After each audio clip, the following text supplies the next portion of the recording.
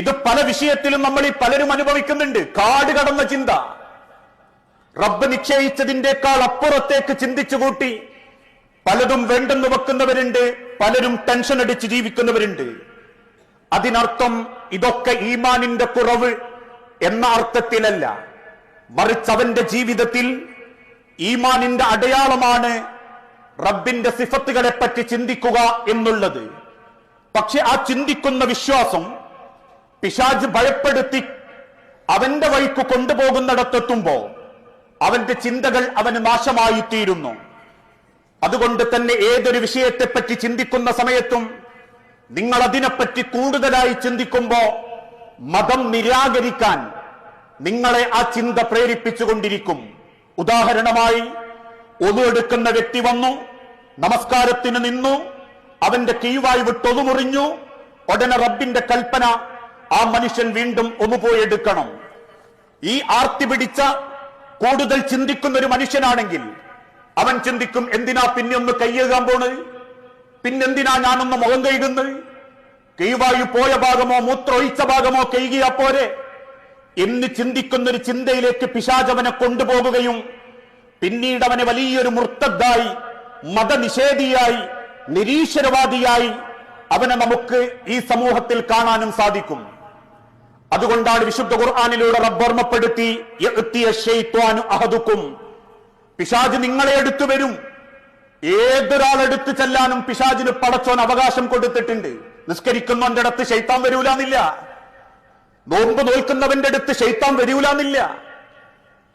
തീർച്ചയായും യഅ്തിയ ശൈത്വാനു അഹദുക്കും, എത്ര റബ്ബിനെ ഭയപ്പെട്ട് ജീവിക്കാൻ നിങ്ങൾ ആഗ്രഹിക്കുന്ന സമയത്തും നിങ്ങളുടെ അടുത്തേക്ക് ശൈത്താൻ വരും. ഫയഖൂലു, എന്നിട്ടവൻ നിങ്ങളോട് പറയും, മൻ ഖലഖ കദ, ഇതാരാ സൃഷ്ടിച്ചത്? നീ ഒന്ന് ചിന്തിച്ചു നോക്ക്, ആകാശത്തേക്ക് നോക്ക്, പർവ്വതങ്ങൾ നോക്ക്, അതല്ലെങ്കിൽ മനുഷ്യന്റെ സൃഷ്ടിപ്പിനെ പറ്റി നോക്ക്. മൻ ഖലഖ കദ, ഇങ്ങനെ നോക്ക് നോക്ക് എന്ന് പറഞ്ഞതിന് ശേഷം ഹത്താ യഖൂലു, ആ ശൈത്താൻ മനസ്സ് ചിന്തിപ്പിക്കും, മൻ ഖലഖ റബ്ബുക, നിന്റെ റബ്ബിനെ അപ്പൊ സൃഷ്ടിച്ചതായിരിക്കും. ഈ ആളുകൾ പറയുന്നത് പോലെ, മതവിശ്വാസികളൊക്കെ പറയുന്നത് പോലെ, ഈ പ്രപഞ്ചത്തിനൊരു ദൈവമുണ്ടോ? അള്ള സൃഷ്ടിച്ചതാണോ ഇതൊക്കെ? ആ അള്ളാഹു അങ്ങനെയാണെങ്കിൽ എവിടെയായിരിക്കും? എന്താ റബ്ബൊന്ന് മനുഷ്യന്റെ മുൻപിലേക്ക് വരാത്തത്? കാണാനുള്ള ഒരു കോലത്തിൽ പടച്ചോനുണ്ടായിരുന്നേ, എല്ലാ പള്ളിയിലും നമുക്ക് പടച്ചോന്റെ ഒരു ഫോട്ടോ വെച്ചുകൂടായിരുന്നോ എന്നൊക്കെ പിശാച് അങ്ങനെ നിങ്ങളെ ചിന്തിപ്പിച്ചുകൊണ്ടിരിക്കുമ്പോ ഫഇദാ ബലഗ ദാലിക, അങ്ങനെയൊരു ചിന്തയിലേക്ക് നിങ്ങളെ കൊണ്ടുപോകാൻ ശൈത്താന് സാധിക്കുമ്പോ ഫൽയസ്തഇദ് ബില്ലാഹ് വൽയൻതഹി, നിങ്ങൾ ഉടനെ ആ പിശാചിൽ നിന്നും അഭയം തേടുകയും ആ ചിന്തയിൽ നിന്ന് മാറി നിൽക്കുകയും ചെയ്യണം.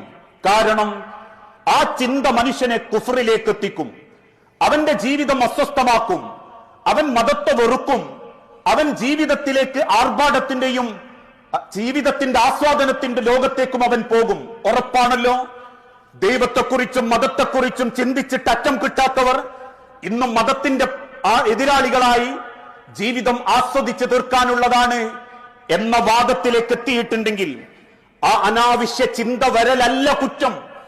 ആ ചിന്തകളിൽ കടിച്ചു തൂങ്ങി ദൈവമതത്തിൽ നിന്നും മാറി നിൽക്കണം എന്നാഗ്രഹിക്കുന്നവർ തീർച്ചയായും പിശാചിന്റെ വകുപ്പിൽ പെട്ടുപോയവരാ.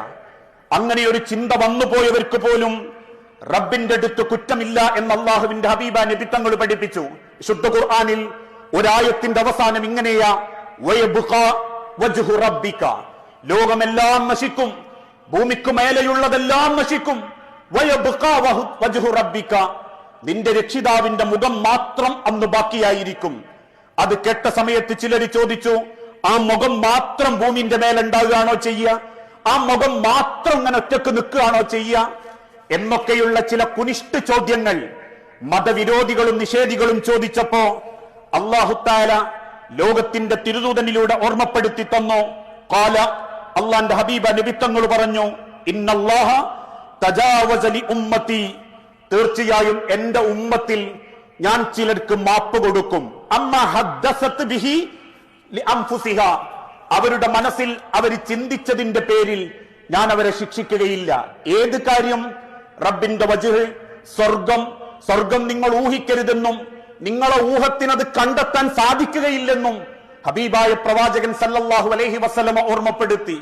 നരകം നിങ്ങൾ ഓർക്കരുതെന്നും ഓർത്താൽ നിങ്ങൾക്കത് മനസ്സിൽ കിട്ടില്ലെന്നും അള്ളാന്റെ ഹബീബ് ഓർമ്മപ്പെടുത്തിയെങ്കിൽ ഇടക്കിടക്കതൊന്ന് ഓർത്തുപോയി എന്നതിനെ കൊണ്ട് ഒരിക്കലും അള്ളാഹു നിങ്ങളെ കുറ്റക്കാരനാക്കുകയില്ല. നിങ്ങൾക്ക് മാപ്പ് തരും. മാലം തതകല്ലം, നിങ്ങളത് മറ്റൊരാളോട് സംസാരിച്ച് അയാളെയും കൂടി ഫസാദിലാക്കിയിട്ടില്ലെങ്കിൽ, അഥവാ ഇന്ന് ചിലർ ചെയ്യുന്നത് പോലെ മനസ്സു തോന്നിയ കാര്യം വേറൊരുത്തനോട് ചോദിച്ച് എനിക്കറിയോ അള്ള എങ്ങനെയാണ്, എനിക്കുറപ്പുണ്ടോ പരലോകണ്ടോന്ന്, എനിക്കുറപ്പുണ്ടോ ഖബറിൽ അങ്ങനെ എങ്ങനെയൊക്കെ ഉണ്ട് എന്ന് ചോദിക്കുന്നില്ല എങ്കിൽ ഔ തഅമൽ ബിഹി, അതുമായിട്ട് ജനങ്ങൾക്കിടയിൽ ചില കാര്യങ്ങൾക്ക് വേണ്ടി ഇറങ്ങാത്തവനാണെങ്കിൽ തീർച്ചയായും അത്തരക്കാർക്ക് ഞാൻ പുറത്തു കൊടുക്കുമെന്നും മാപ്പുണ്ടാകുമെന്നും പ്രവാചകൻ സല്ലല്ലാഹു അലൈഹി വസല്ലമയിലൂടെ അല്ലാഹു തആല ഓർമ്മപ്പെടുത്തി തന്നു. ഇത് പല കാര്യത്തിലും വസ്വാസ് ആളുകളെ സ്വാധീനിച്ചു കൊണ്ടിരിക്കുകയാണ്. കുളിക്കുന്ന വിഷയത്തിൽ പിശാചുക്കൾ വസ്വാസ് ഉണ്ടാക്കും. ഒരു ടാങ്ക് വെള്ളമെടുത്ത് കുളിച്ചാലും ഓന് കുളി ശരിയാവുന്നില്ല. 10 തവണ ഒന്നുമെടുത്താലും ഒന്നു ശരിയാവുന്നില്ല. ഇതിങ്ങനെ ഒന്നിൽ ഉറച്ചു നിന്ന് എനിക്കെന്റെ റബ്ബെന്നോട് നീതിമാനാണെന്നും എന്റെ റബ്ബ് ഒരിക്കലും അന്യായം ചെയ്യില്ലെന്നുമുള്ള വിശ്വാസത്തോടെ ചെയ്ത ഒരു കാര്യത്തിൽ ഉറച്ചു നിൽക്കുകയാണെങ്കിൽ അവൻ അള്ള മാപ്പ് കൊടുക്കും.